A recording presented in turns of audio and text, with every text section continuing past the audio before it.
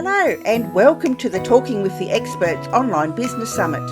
Get ready to gain invaluable insights from industry leaders, uncover innovative strategies and elevate your business to new heights. Whether you're an entrepreneur, a startup founder or a seasoned professional, this summit is designed for you. Let's unlock your full potential and drive your success. Stay tuned for an exciting lineup of experts ready to share their secrets. Let's get started. Learn to fail forward. Paul Glover shares his fail forward process to transform setbacks into resilience and fuel for growth, embrace challenges and lead with strength. Now, my next guest is Paul Glover, and he's going to be sharing with us failing forward and forging resilience and fueling growth. Now, a little bit about Paul. He is the president of Glover and Associates, which is an executive coaching and leadership consulting firm.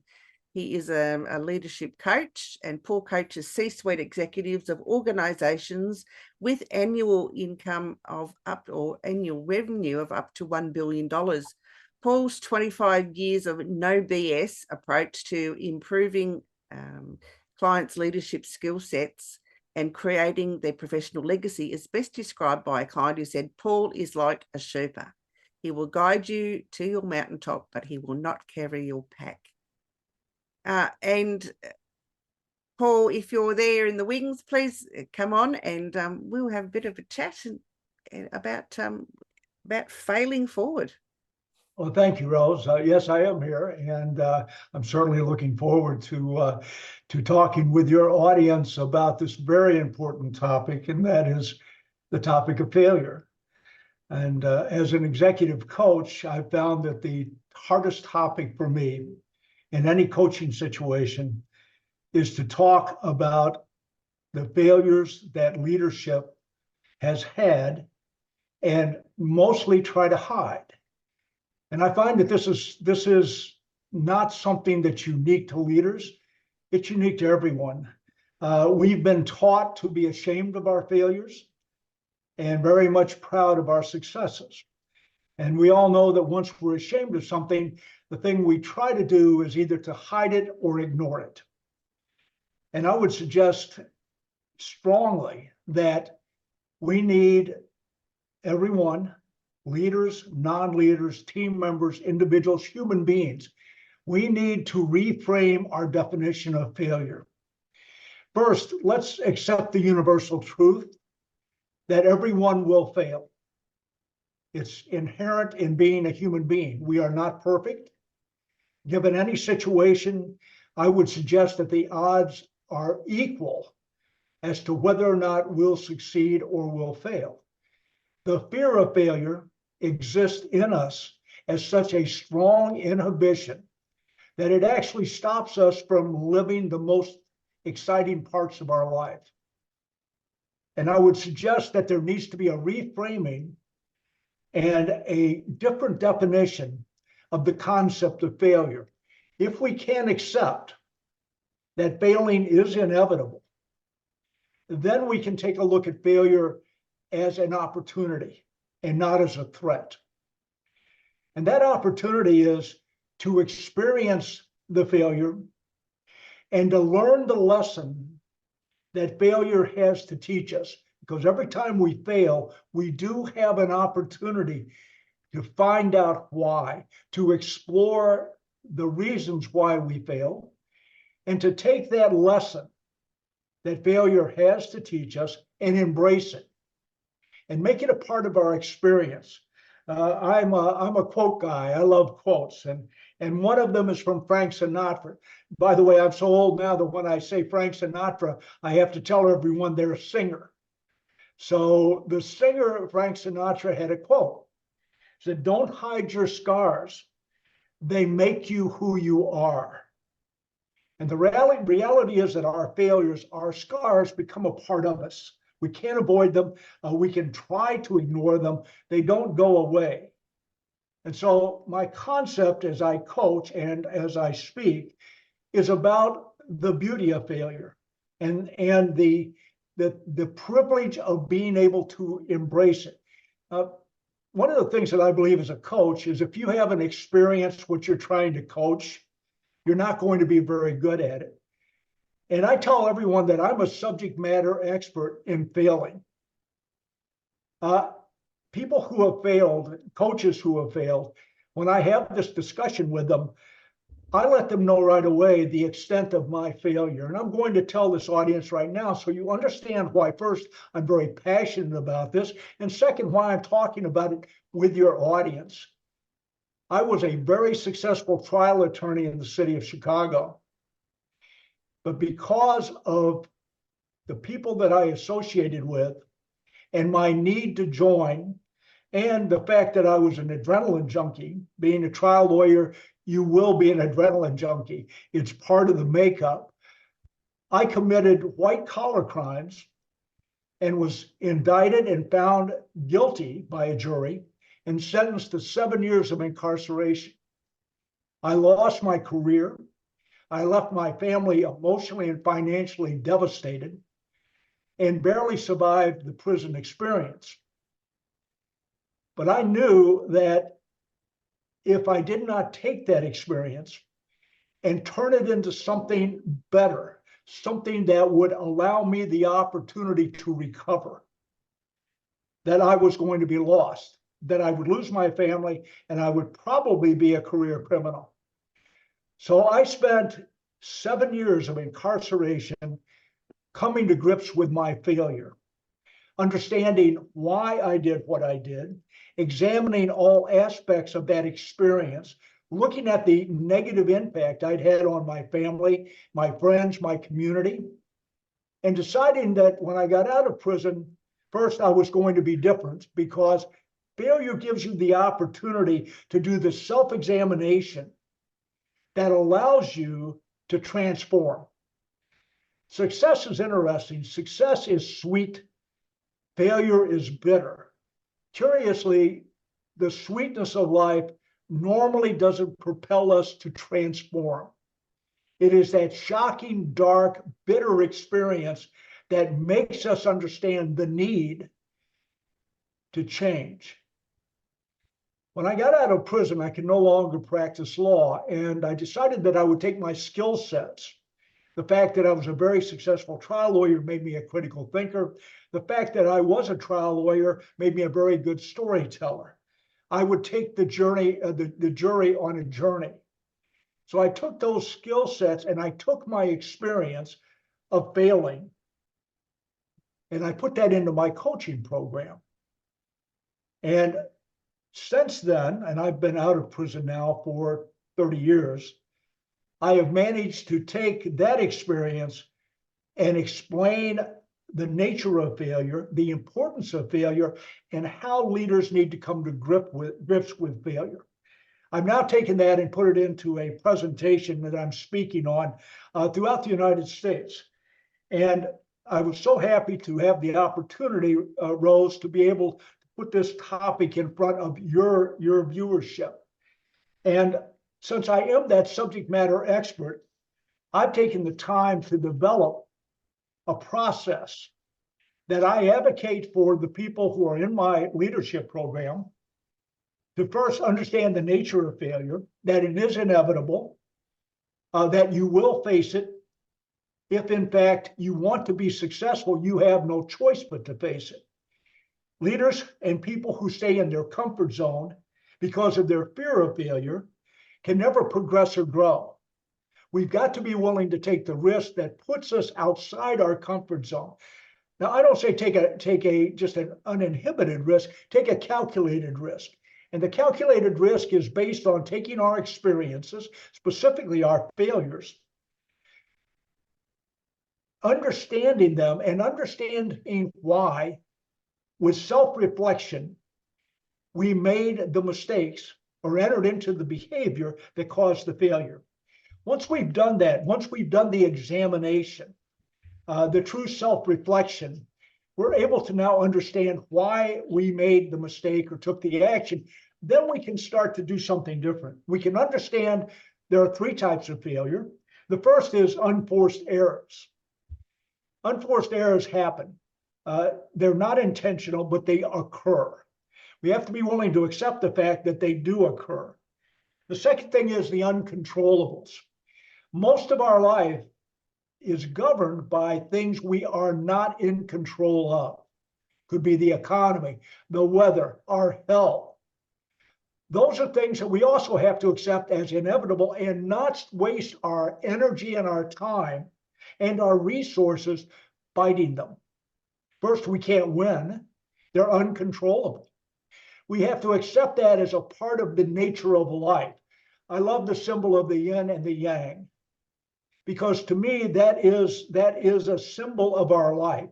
50% yin, 50% yang, 50% success, 50% failure. And they combine into a single entity. The third thing is intelligent failure. Intelligent failure is going to occur when we have taken that failure, examined it, examined ourselves, done the self-reflection necessary, and then done something we normally don't do. Ask others for their opinions about why we failed.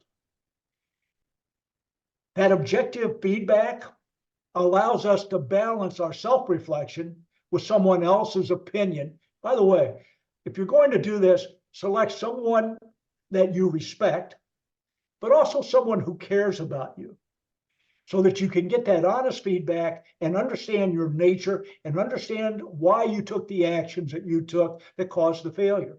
Once we have this objective perspective, the emotions are set to the side and we can do what's necessary to move forward. Failing will stop us in our tracks if we're not able to follow this process. Because what failing does is it's a mindset that says, don't take the risk again. Failing hurts, it's painful. Don't do it. Stay in your comfort zone. And once again, I'll make that, I'm repetitious with this because I think it needs to be said. That is not the way to live your life. You need to step outside your comfort zone. You need to do something every day that makes your heart beat a little faster. That shows you and others that you're alive, that you're looking for that opportunity to explore, to feel, to be. That means you have to overcome the failure.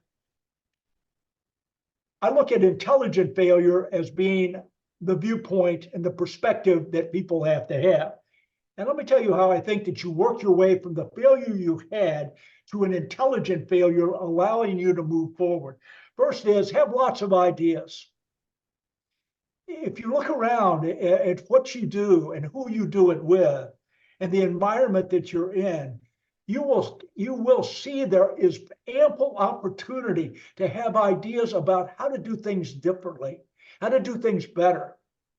The second thing is start small. If you're in recovery mode after failing, do baby steps. Allow yourself to recover. Failing does hurt. You should be allowed the opportunity, the room to do some grieving, to get over the pain of whatever that failure has caused you, and probably the pain that it's caused others. My failure impacted me dramatically, but it was devastating to my wife and my children. They had no idea I was a crook. They paid the price, the penalty, heavier than I did. And I had to make that up to them when I got out of prison by telling them that I had changed and that we were going to move forward as a family. And thank God they allowed me to remain a member of the family, that we were going to move forward as a family and make up for this lost time. We were going to have that adventure. We were going to take those calculated risks so that we could grow and progress. And it worked. The third thing is get lots of feedback. I'm one that I coach, but I also have coaches. I realize that there's no one who doesn't need a coach, as your previous guest stated, or a mentor. Someone who's walked the path that you're trying to walk will be able to assist you in that journey. Be looking for that. Be looking for the people who can give you legitimate feedback about who you are and what you're doing and whether or not you've learned the lesson that failure has to teach. And finally, If you are doing something that looks like it's failing, recognize that and cut your losses. It's extraordinary to me how many people think that they can't quit. You can quit. There's nothing that says once you realize you're on the wrong path, you need to stop walking. That means that you're continually assessing how you're doing, what you're doing, why you're doing it, to make sure that it's the right thing for you and for those around you. So don't have any hesitation that once you realize you're on the wrong path, stop walking. Take your time, your energy, and resources and apply them to another topic, another adventure. So I've come up with a 5-step plan that I advocate when people have decided that they've got through with recovery mode and they're getting prepared for their next adventure. Well, the first thing is you have to attempt. So it's attempt, accept, analyze, adapt, and advance. It's the failing forward cycle. So the first thing is make the attempt. Push yourself, nudge yourself, move yourself outside your comfort zone, and make the attempt necessary for whatever this new venture is. Accept responsibility if, in fact, it fails. Part of the process is, if it fails, don't try to blame it on anyone else except you. Obviously, if other people are involved, that's fine, but often, and most of the time, I find that we are responsible for that failure. Just as I, as a prisoner, refused to accept responsibility for the first 2 years of my incarceration, we try not to be found to be at fault or be blamed. I spent 2 years of incarceration engaged in revenge fantasy. I was going to get even with everyone who had put me in prison. It was only after I came to the realization that I was responsible, that it was my actions, my behavior, my attitude, my mindset, my ego that had put me in prison, that I started to make the recovery. So that acceptance is a part of this cycle that you have to do. The third thing is analyze. Collect the objective information that surrounds the failure. You'll know some of it, but getting the opinions of other people, again, your mentors, your coaches, those people that you respect that are close to you, that know you, you need to collect that objective information so that you can do the appropriate analyzing. Why? You're learning from this failure. You're taking this process and you are going to learn the lesson that the universe is teaching you by this failure. If you don't follow this process or another process that's equally as effective, you will repeat the lesson. I truly believe the universe gives us lessons over and over again until we learn them. So the analyzation has to take place. Now, at this point, you should be able to adapt. Human beings are extraordinarily adaptable, but we often believe that we have to stay in this straight line, straitjacket way of thinking because that's the way we're going to be successful. No, that's the way you're going to avoid failure. That does not mean you become successful. So the concept is you need to adapt to the situation and the circumstances, but also to the evidence that you've collected about why you failed. You see, you're starting to put this together so that you're changing, you're transforming as you go through this process. And then the final thing is you want to advance. Once you've gone through this cycle, it's time to take the step forward. Otherwise, the cycle is not complete. The concept is start with an attempt. When that attempt has not gone well, learn from that attempt, analyze, adapt, and then do the next thing. Another attempt, advance. Progress, growth is in inherent as a part of who we are. Anytime that we are not willing to accept that and use that, we become less. And the concept of the art of failing forward is to constantly be doing that forward. We don't fail, we fail forward. The concept of resilience is built into this process. First, I truly believe human beings look for challenges. We want to be challenged. A problem is we usually have the wrong challenge. We select the wrong challenge. So we've got to look for what works for us as human beings based on who we are, but we need the challenge. And we talk often about the need to be resilient.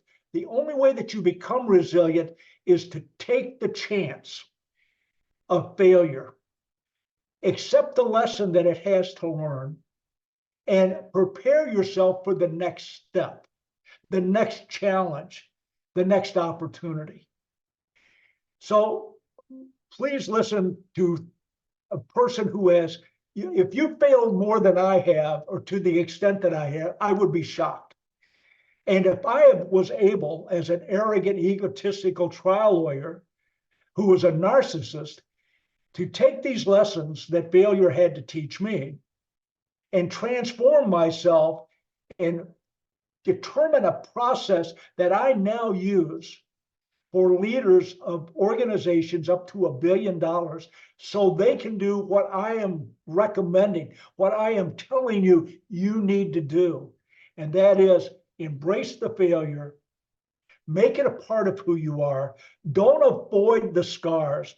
Be proud of those. It shows that you have survived and you are still standing, you are more resilient, and you are moving on to your next adventure and your next success. Paul, Thank you so much, Rose. Thank you so much for sharing that with, I mean, as I said to one of their early presenters today, I don't like the word failure. I like it to be a lesson, because we all learn, I guess, but failure is part of our vocabulary. And I think we all fail at something, sometime, somewhere, whether it's in business or in our personal life. And you more than most would know about how failure can disrupt your life in such a dramatic way. And I wanted to thank you for sharing your personal story with us. Well, Rose, thank you so much. I believe that we all have a story. I wish that more people told their stories of the failures that they've encountered, the failures they've had to survive. I believe it's necessary for other people to hear our stories about failure. It gives them a different perspective. The nice thing about hearing my story with leaders is they suddenly are more willing to share their stories with others within their organization. And before they hear how much I failed, they're much more reluctant to do that because, of course, we're all supposed to be perfect. Absolutely. So we hide those flaws every chance we get. Failure exposes them. Like I said, Frank Sinatra's got it right. I am proud of my scars. I've survived them. I've learned from them, and I am failing forward and helping other people to do the same thing. Absolutely. And we all think it's failures as something to be embarrassed about, but sometimes failures lead us to our greatest triumphs. Absolutely. It's the paradox of success is the more successful you are, the more you will fail. It's built into us. We have a tendency to overreach, become overconfident, do all of the bad things that cause us then to fail. But again, it's a process, and I find it so interesting. People don't like to hear that failures are part of their life, but you can't. If you want to be honest with yourself, you can't avoid the fact that it is 50% of your life. Yeah, I agree. I think we all fail at something.